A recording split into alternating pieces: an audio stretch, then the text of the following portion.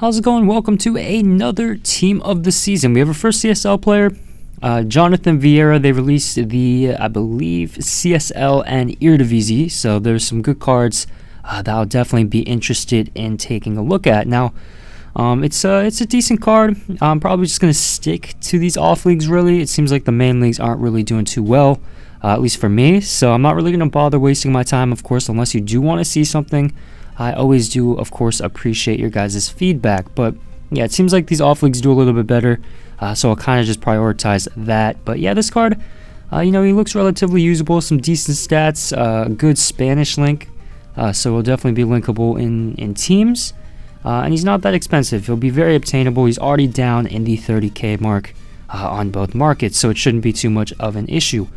So yeah, we will, of course, get into the stats, though, and start out with the pace. So he's got 92 acceleration, 86 sprint speed, so there is a bit of a split, but I feel like it definitely suits the midfield role. The most important thing I feel like for a midfielder in terms of pace is the acceleration, and it is very good. He feels really quick.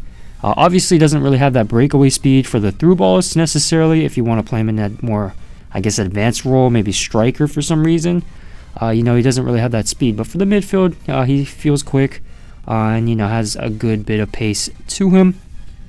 The shooting, I wouldn't really consider him a goal scorer necessarily, and if he does get in these situations, I definitely think he's capable of finishing, but the main problem I think with the shooting is the 81 shot power. It's a bit low, so it kind of limits in certain scenarios. He's not able to get that consistent force to beat the goalkeeper. But he does have 94 long shots, which is great. Of course, it allows him to have that ability to score from range. And then in front of goal, he's got 88 finishing, which isn't too bad either. Obviously not clinical, but, he does have the capability of putting it in the back of the net. So, yeah, I mean, when you can see when he does get in these situations, though, he does have a good ability in terms of striking the ball.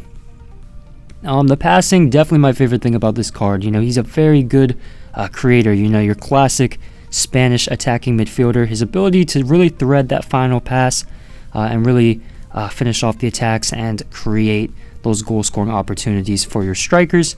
He's got 92 vision, 93 short pass, and 91 long pass. So yeah, his passing, his distribution in general is very accurate, very precise. And then technically speaking, something I was really disappointed by, and when you look at it on the face of it, you have the 97 agility, which is nearly perfect, the lean body type, which is very favorable, and then the 93 dribbling, 4-star skills. But I feel like the one thing that really kills it is the 82 balance, which has a really strong effect whilst turning. Sometimes he lacks that ability to accelerate, obviously, when you're off balance, or just anything in general, maybe taking that shot.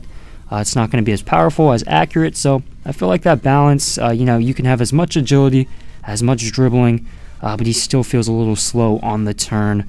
And in these tight spaces, sometimes he's not able to really consistently beat the man. So that was a little bit frustrating, a little bit underwhelming for me personally. 87 reactions, 88 ball control as well, which isn't incredible. It's not bad, but it's not, I'd say at this stage of the game for an attacking midfielder is quite average. So, in those high elo games, it's going to cost you, I feel like, in those situations. And then physically, the 80 strength, which I think is decent, so we'll be able to hold off some challenges, and then the 91 stamina, so we will last the full game. So my overall thoughts, I think he is usable. He's not necessarily anything incredibly special, but I don't think he's quite there for the extremely high-level gameplay. Maybe fun for certain teams, maybe for objectives. And he's just a really good playmaking midfielder. Really, that's why I think his best use is. So yeah, he's not a bad option. Like I said, he's very usable, but he's not necessarily the best option in the game. So yeah, that's gonna be my review. Please like, of course, subscribe, comment down below who you'd like to see next, and thank you for watching.